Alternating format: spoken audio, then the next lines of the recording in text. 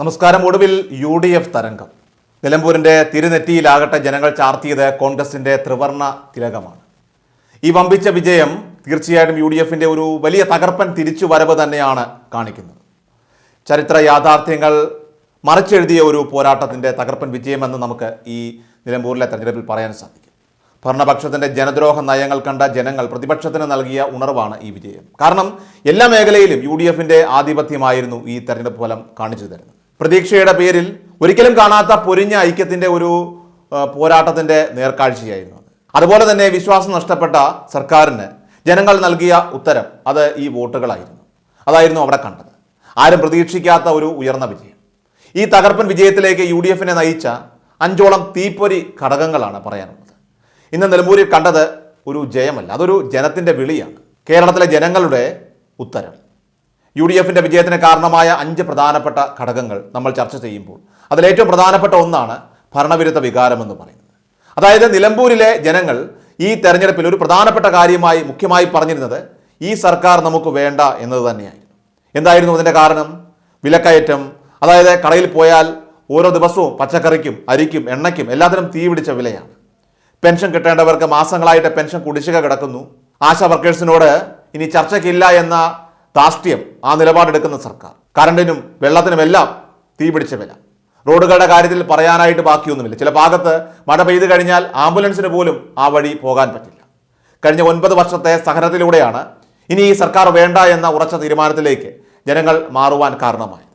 അതായിരുന്നു UDFിനെ ഏറെ പിന്തുണച്ചത്. ഈ വിജയത്തിന് അടിസ്ഥാന കാരണവും അതുതന്നെയായിരുന്നു. ഇനി നിലമ്പൂരിൽ UDF വലിയ മാർജിനിൽ വിജയിച്ചതിൻ്റെ രണ്ടാമത്തെ പ്രധാന കാര്യം നമ്മൾ വിശകലനം ചെയ്യുമ്പോൾ അത് UDF മുന്നണിയുടെ ഒരു ഒത്തൊരുമ തന്നെയായിരുന്നു. ഇത് വെറും ഒരു ഒന്നിച്ചു നിൽക്കൽ മാത്രമായിരുന്നില്ല. ഹൃദയങ്ങൾ കൂടിച്ചേർന്നുള്ള ഒരു പ്രവർത്തനമായിരുന്നു UDF മുന്നണി നിലമ്പൂരിൽ കാഴ്ചവെച്ചത്. ലീഗും കോൺഗ്രസും അതോടൊപ്പം തന്നെ മറ്റു പാർട്ടി പ്രവർത്തകർക്കെല്ലാം തന്നെ ഇത്തവണ ഒറ്റ ചിന്തയെ ഉണ്ടായിരുന്നു.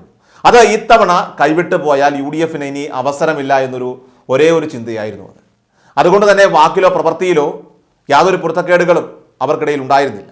ചെറിയ ചെറിയ തർക്കങ്ങൾ പോലും പൊതുജനങ്ങളുടെ മുന്നിൽ അവർ കൊണ്ടുവന്നില്ല. എല്ലാവർക്കും ഒരേ ഒരു വാക്ക്, ഒരേ ഒരു ലക്ഷ്യം, അതായത് ഈ സീറ്റ് നമ്മൾ പിടിക്കണം എന്ന തീവ്ര മനോഭാവം. അങ്ങനെ ബൂത്ത് പഠിക്കൽ മുതൽ വീട്ടുവാതിൽക്കൽ വരെ കോൺഗ്രസ് പ്രവർത്തകരും ലീഗും ഉൾപ്പെടെ എല്ലാവരും ചേർന്ന് നിന്നുകൊണ്ട് പ്രവർത്തിക്കുന്നത് ജനങ്ങൾ കണ്ടു. എന്തിനേറെ പറയണം, ഉയർന്ന മുതിർന്ന നേതാക്കന്മാർ പോലും വീടുകൾ കയറി ഇറങ്ങുകയുണ്ടായി. യുവ നേതാക്കന്മാരെല്ലാം തന്നെ ഫീൽഡിൽ നിറഞ്ഞു നിന്നു. ഉമ്മൻചാണ്ടിയുടെ മകനും പുതുപ്പള്ളി MLAയുമായിട്ടുള്ള ചാണ്ടി ഉമ്പൻ ഏതാണ്ട് 3000-ൽ പരം വീടുകൾ തനിയെ കയറി ഇറങ്ങി. വോട്ടർമാർക്ക് മനസ്സിലായി ഇപ്പോൾ ഇവരിൽ ഐക്യമുണ്ട് എന്ന്. ഇനി നമുക്ക് ഇവരെ ഒന്ന് പരീക്ഷിക്കാമെന്ന് വോട്ടർമാർ തീരുമാനിച്ചു. കാരണം രാഷ്ട്രീയത്തെ സംബന്ധിച്ച് ഒരു ഒത്തൊരുമ എന്നത് വളരെ വിലപ്പെട്ട ഒരു ആയുധം തന്നെയാണ് എന്ന് ഈ തെരഞ്ഞെടുപ്പ് നമുക്ക് തെളിയിച്ച് കാണിച്ചിരിക്കുകയാണ്. ഇനി അടുത്തതായിട്ട് നിലമ്പൂരിൽ UDFിന് തകർപ്പൻ വിജയം നേടാനായിട്ട് ഇടയാക്കിയ മൂന്നാമത്തെ പ്രധാനപ്പെട്ട ഘടകമെന്ന് പറയുന്നത് മുസ്ലിം ലീഗിൻ്റെ പ്രകടനം തന്നെയായിരുന്നു. കുഞ്ഞാലിക്കുട്ടിയെ പോലെ തലമുതിർന്ന നേതാക്കന്മാർ അവരാകട്ടെ വോട്ടർമാരെ നേരിൽ കാണാൻ വീടുകൾ കയറി ഇറങ്ങുന്നു. കാരണം നിലമ്പൂരിൽ UDFിന് വിജയം സാധിച്ചെടുക്കാൻ മുസ്ലിം ലീഗ് കാഴ്ചവെച്ചത് ജീവൻ മരണ പോരാട്ടം തന്നെയായിരുന്നു. അതായിരുന്നു ഇത്രയും വലിയൊരു വിജയം നേടാനായിട്ട് UDFിനെ സഹായിച്ചത് തന്നെ. ഇനി നാലാമതായിട്ട് UDFിൻ്റെ ഈ ഒരു ആധികാരിക വിജയം നേടിയെടുക്കാനായിട്ട് കാരണമായ മറ്റൊരു പ്രധാനപ്പെട്ട ഘടകമെന്ന് പറയുന്നത് അത് PV അൻവറിൻ്റെ വിശ്വാസ്യത തന്നെയായിരുന്നു. അതൊരു പ്രധാനപ്പെട്ട പ്രശ്നം തന്നെയായിരുന്നു. നമുക്കറിയാം ഈ തെരഞ്ഞെടുപ്പ് ഫലത്തോടു കൂടി ഒരേ ഒരു കാര്യം മനസ്സിലായി. അതായത് ഏതാണ്ട് 20,000-ഓളം വോട്ടുകളും പിടിച്ച് PV അൻവർ തൻ്റെ ശക്തമായ സാന്നിധ്യം അവിടെ തെളിയിച്ചു കഴിഞ്ഞിരിക്കുകയാണ്. ആ 20,000 വോട്ടും കഴിഞ്ഞ തവണ LDF സ്ഥാനാർത്ഥിയായി PV അൻവർ മത്സരിച്ചപ്പോൾ PV അൻവറിന് ലഭിച്ച വോട്ടുകൾ തന്നെയാണ്. അപ്പോൾ അവിടെ ആ 20,000 വോട്ടുകൾ കുറഞ്ഞത് LDFിന് തന്നെയാണ്. അതാകട്ടെ നമുക്ക് കണക്കിൽ കാണാനും സാധിക്കും. ഏതാണ്ട് 17,000-18,000 വോട്ടിൻ്റെ കുറവുകൾ ഇപ്പോൾ വരുന്ന കണക്കുകളിൽ LDFിനുണ്ട്. കണക്കുകൾ പൂർണ്ണമായിട്ട് പുറത്തു വന്നിട്ടില്ല. അതിനുശേഷം നമുക്ക് ആ കണക്കുകൾ കൃത്യമായി വിശകലനം ചെയ്യാം. പക്ഷേ ഇവിടെ PV അൻവറിൻ്റെ വിശ്വാസ്യത എന്ന് പറയുന്നത് അത് PV അൻവർ പൂർണ്ണമായും UDFിനെ സപ്പോർട്ട് ചെയ്യുന്നു എന്നായിരുന്നു പറഞ്ഞിരുന്നത്. പിന്നത് VS ജോയി എന്ന സ്ഥാനാർത്ഥിയാണെങ്കിൽ മാത്രമേ സപ്പോർട്ട് ചെയ്യുകയുള്ളൂ എന്ന് പറഞ്ഞു. പിന്നീട് പിണറായി സത്തിനെതിരെയാണ് PV അൻവർ നിലകൊള്ളുന്നത് എന്ന് പറഞ്ഞാണ് മുന്നോട്ട് പോയത്. അതിനുശേഷമാകട്ടെ സതീശനെതിരെ സതീശനിസം എന്ന് പറഞ്ഞുകൊണ്ട് PV അൻവർ കളത്തിലിറങ്ങി.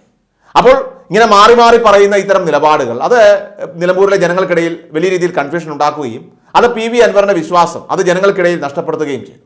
അതുകൊണ്ട് UDFിലേക്ക് പോകേണ്ട വോട്ടുകൾ UDFിലേക്ക് തന്നെ പോവുകയും ചെയ്തു. അത് വഴിതിരിഞ്ഞ PV അൻവറിലേക്ക് പോകാഞ്ഞത് UDFിൻ്റെ ഇത്രയും വലിയൊരു ശക്തമായിട്ടുള്ള തിരിച്ചുവരവിന് വിജയത്തിന് കാരണമായി എന്നാണ് നിരീക്ഷണം. ഇനി അതേപോലെ തന്നെ അൻവറിൻ്റെ സ്ഥാനാർത്ഥിത്വത്തിൽ ജനങ്ങൾക്ക് ഒരു ആശയക്കുഴപ്പം ഉണ്ടായിരുന്നു എന്നത് ഈ തെരഞ്ഞെടുപ്പിൽ വളരെ വ്യക്തമാണ്. കാരണം നിലമ്പൂരിലെ MLA ആയിരുന്ന അൻവർ രാജിവെച്ചിട്ടാണ് വീണ്ടും MLA ആകാനായിട്ട് അവിടെ മത്സരിച്ചത് എന്നത് ജനങ്ങളെ ഒരുപാട് ആശയക്കുഴപ്പത്തിൽ എത്തിക്കുകയും ചെയ്തു. ഇനി അഞ്ചാമതായിട്ട് നിലമ്പൂരിൽ UDFന് ശക്തമായ വിജയം നേടിയെടുക്കാൻ കാരണമായ ഘടകങ്ങളിൽ പറയുന്ന ഒന്നാണ് തെരഞ്ഞെടുപ്പിൻ്റെ തൊട്ടടുത്ത ദിവസങ്ങളിൽ അവിടെ 15 വയസ്സുള്ള ഒരു ബാലൻ വൈദ്യുതാഘാതമേറ്റ് ദാരുണമായിട്ട് മരണപ്പെട്ട സംഭവം. നിലമ്പൂരിലെ ജനങ്ങൾ വന്യമൃഗ ആക്രമണങ്ങളിൽ മരണപ്പെടുന്നതും സർക്കാരിൻ്റെ ഭരണപ്പിഴവിൻ്റെ ഉദാഹരണങ്ങളായിട്ട് ജനങ്ങൾക്കിടയിൽ വലിയ ചർച്ചയായി മാറിയിട്ടുണ്ട്. അതായത് വന്യജീവികളുടെ ആക്രമണത്തിൽ നിന്നും രക്ഷ നേടാൻ ഒരു സ്വദേശവാസി ഒരുക്കി വെച്ച വൈദ്യുത കെണിയിൽ 15 വയസ്സുള്ള ഒരു ബാലൻ അകപ്പെട്ട് ദാരുണമായിട്ട് മരണപ്പെടുകയും അത് ജനങ്ങളുടെ ഹൃദയത്തിൽ ആഴമായിട്ടുള്ള മുറിവുണ്ടാക്കുകയും ചെയ്തു. ആ ഒരു സംഭവം വലിയ വിവാദമായി. അതായത് വന്യജീവികൾ നാട്ടിലേക്ക് കയറുന്നത് തടയാൻ സർക്കാർ വേണ്ട വിധത്തിൽ കാര്യങ്ങൾ ചെയ്തിട്ടില്ല എന്ന വിഷയം അത് ജനങ്ങൾക്കിടയിൽ ഈ തെരഞ്ഞെടുപ്പിൽ ഒരു വലിയ ചർച്ചയായി മാറി. അത് സർക്കാരിൻ്റെ ഭരണത്തിൻ്റെ പിടിപ്പുകേടാണെന്ന് ജനങ്ങൾ അവിടെ വിശ്വസിക്കുകയും ചെയ്തു. അതുപോലെ തന്നെ വർഷങ്ങളായിട്ട് വന്യജീവികൾ നാട്ടിലേക്ക് ഇറങ്ങുകയും മനുഷ്യരെ കൊല്ലുകയും ചെയ്യുന്നത് വന്യജീവികളിൽ നിന്നും മനുഷ്യനെ രക്ഷിക്കാനുള്ള സർക്കാരിൻ്റെ കഴിവുകേടാണെന്നും ശക്തമായി ജനങ്ങൾ അവിടെ വിശ്വസിച്ചു. അത് CPMനോടുള്ള ജനങ്ങളുടെ പ്രതിഷേധമായി തന്നെ മാറുകയും ആ ഒരു പ്രതിഷേധം അത് CPMനെതിരായിട്ടുള്ള വോട്ടായിട്ട് അവിടെ മാറുകയും UDFന് അനുകൂലമായി അത് വോട്ട് ചെയ്യാൻ ജനങ്ങളെ പ്രേരിപ്പിക്കുകയും ചെയ്തു. അപ്പോൾ ഈ പറഞ്ഞ 5ഓളം ഘടകങ്ങളാണ് പ്രധാനമായിട്ട് നിലമ്പൂരിൽ ജനങ്ങളെ സർക്കാരിനെതിരായിട്ട് വോട്ട് ചെയ്യാനായിട്ട് പ്രേരിപ്പിച്ചത് എന്ന് പറയാൻ സാധിക്കും. അതാകട്ടെ UDFന് അനുകൂലമായി മാറുകയും ചെയ്തു. ഇതുകൂടാതെ ഇനിയും നിരവധിയായിട്ടുള്ള കാര്യങ്ങൾ സർക്കാരിനെതിരായിട്ട് വലിയ പ്രതിഷേധമായി തന്നെ ഇപ്പോൾ ജനങ്ങൾ തെരുവുകളിലുണ്ട്. അവർ നോക്കിയിരിക്കുന്നത് 2026 നിയമസഭാ തെരഞ്ഞെടുപ്പാണ്. നിലമ്പൂർ ഉപതെരഞ്ഞെടുപ്പ് 2026 നിയമസഭാ തെരഞ്ഞെടുപ്പിൻ്റെ ഒരു സെമി ഫൈനൽ ആയിരുന്നുവെങ്കിൽ ആ സെമി ഫൈനലിൽ UDF ഇപ്പോൾ ആധികാരികമായി വിജയിച്ചിരിക്കുകയാണ്. ഇനി അവരുടെ ലക്ഷ്യം 2026 നിയമസഭാ ഫൈനൽ മത്സരമാണ്.